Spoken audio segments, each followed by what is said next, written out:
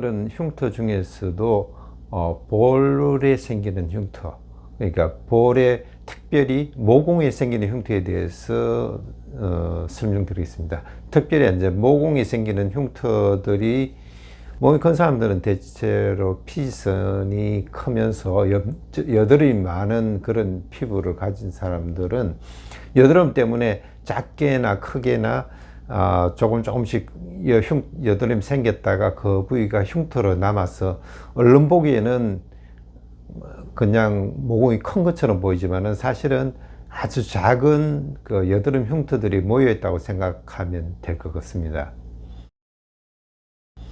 지금 보시면 사진은 모공 흉터인데 지금 보시면 아주 잔잔한 구멍들이 많이 나 있죠.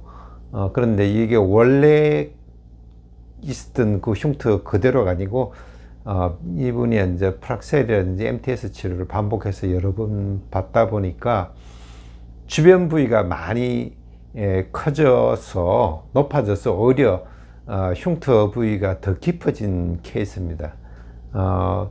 지금 다시 보시는 사진은 이 부위를 확대한 사진인데요.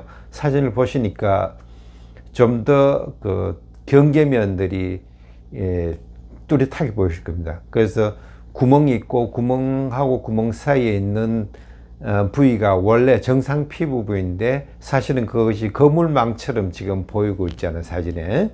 그러니까 이거는 어떻게 된 거냐면 지금 다시 그림으로 설명을 드리겠는데요.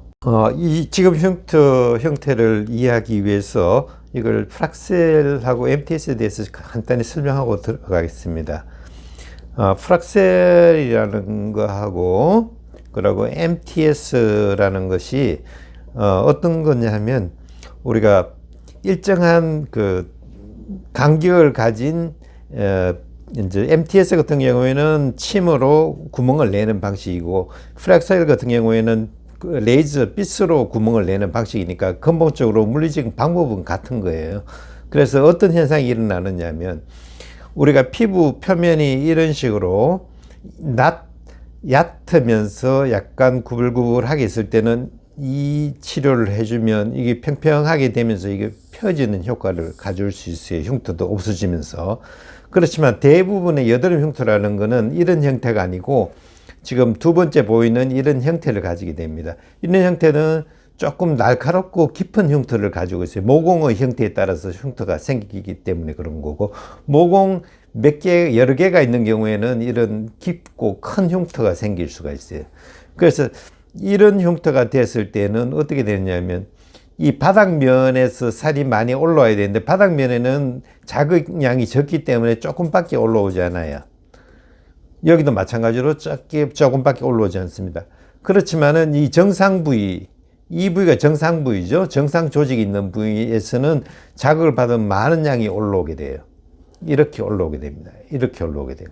여기도 마찬가지로 정상 부위에서는 빛이 거의 닿지 않는 정도고 바늘도 그렇게 닿지 않거나 아주 약하게 작용하기 때문에 여기 또 조직이 없으니까 얼마 올라오지 않지만 정상 부위에서는 살이 많이 올라오게 되어 있습니다. 이 부위가. 그러니까 이런 현상들이 지금 사진에 보시는 현상들이 생겼다고 생각하시면 됩니다. 그래서 이런 예를 들면 이런 모공 흉터가 있었다 그러면 이 부위가 전부 다 높아진 거예요. 이 부위가 이렇게 높아진 거예요. 그래서 흉터가 있는 구멍 사이에 있는 이 부위만 다 높아져 있는 겁니다. 그러니까 지금 보시는 사진이 그렇습니다. 그래서 우리가 치료할 때는 모든 흉터마다 적정한 치료 방법이 있는데 더군다나 이렇게 모공이 깊고 작은 형태에서는 이 프락셀이나 MTS라는 방법이 맞지 않는 방법이다, 이렇게 생각하시면 되겠습니다. 지금 설명드린 것처럼 흉터를 치료하는 것은 각자의 그 방법이 있습니다.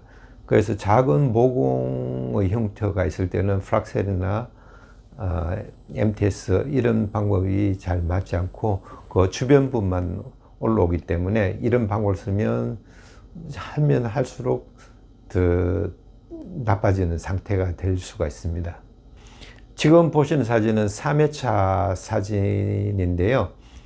그 사이에 이제 직접 치료할 때는 지금 보시는 요 구멍 하나하나를 다 치료하고 주변 부위는 전혀 건드리지 않는 방법을 택해서 치료했습니다. 3회차만 됐는데 많이 올라와 있죠. 작은 사진을 보시면 그 사이가 메어진 게 보이실 겁니다. 지금 마지막 4회차까지 진행한 경우인데 4회차 사진을 보시겠습니다. 지금 4회차 사진 했을 때는 거의 구멍이 보이지 않고 매끈한 그 면이 보이실 겁니다. 그 사이에 있는 구멍들이 많이 메어짐과 동시에 주변부에 있는 살이 전혀 올라오지 않았기 때문에 이런 치료가 가능합니다.